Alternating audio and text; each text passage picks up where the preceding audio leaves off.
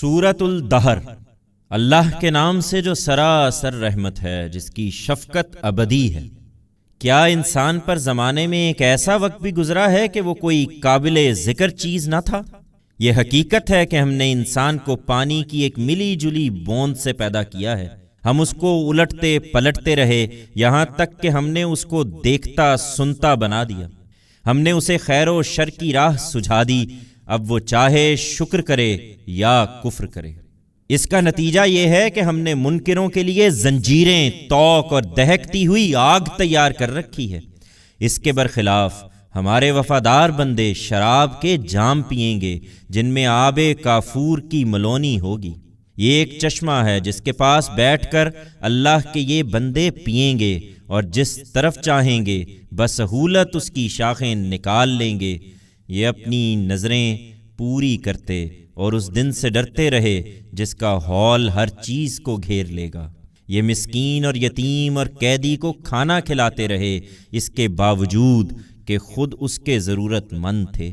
یہ اس جذبے سے کھلاتے تھے کہ ہم تمہیں صرف اللہ کی خوشنودی کے لیے کھلا رہے ہیں، نہ تم سے بدلہ چاہتے ہیں، نہ شکر گزاری کی توقع رکھتے ہیں۔ ہم اپنے پروردگار کی طرف سے اس دن کا اندیشہ رکھتے ہیں جو نہایت روکھا ہے، بڑا ہی ترش روح ہے۔ سو اللہ نے انہیں اس دن کی مصیبت سے بچا لیا اور انہیں تازگی اور سرور سے لا ملایا، اور ان کے صبر کے بدلے میں انہیں رہنے کے لیے باغ اور پہننے کے لیے ریشمی پوشاک عطا فرمائی۔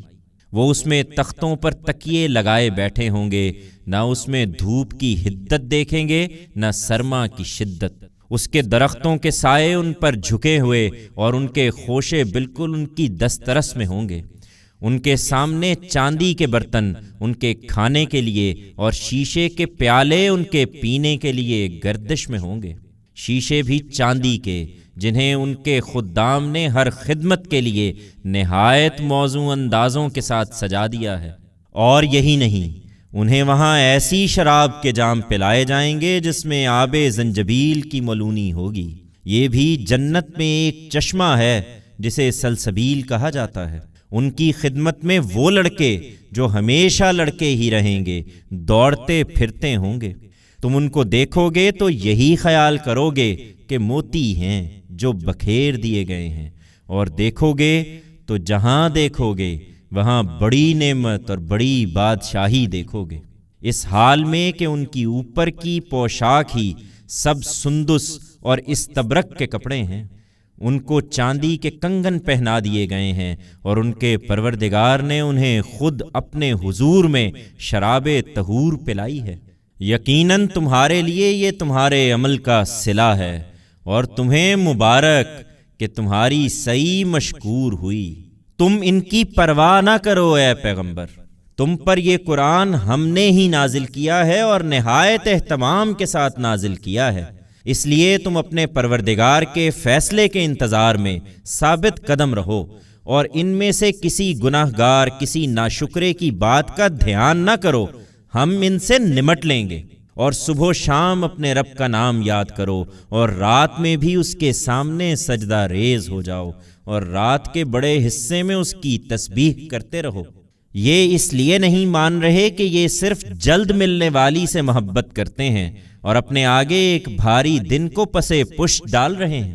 حقیقت یہ ہے کہ انہیں ہم نے ہی پیدا کیا ہے اور ان کے جوڑ بند مضبوط کیے ہیں، اور یہ بھی حقیقت ہے کہ ہم جب چاہیں انہیں بالکل ٹھیک انہی کی طرح بدل دیں گے۔ یہ نہیں مانتے تو انہیں چھوڑو، یہ آیتیں تو ایک یاد دہانی ہیں۔ اس لیے جس کا جی چاہے اپنے رب کی طرف جانے کی راہ اختیار کر لے، اور تم نہیں چاہتے مگر یہ کہ اللہ ہی اپنے قانون کے مطابق چاہے۔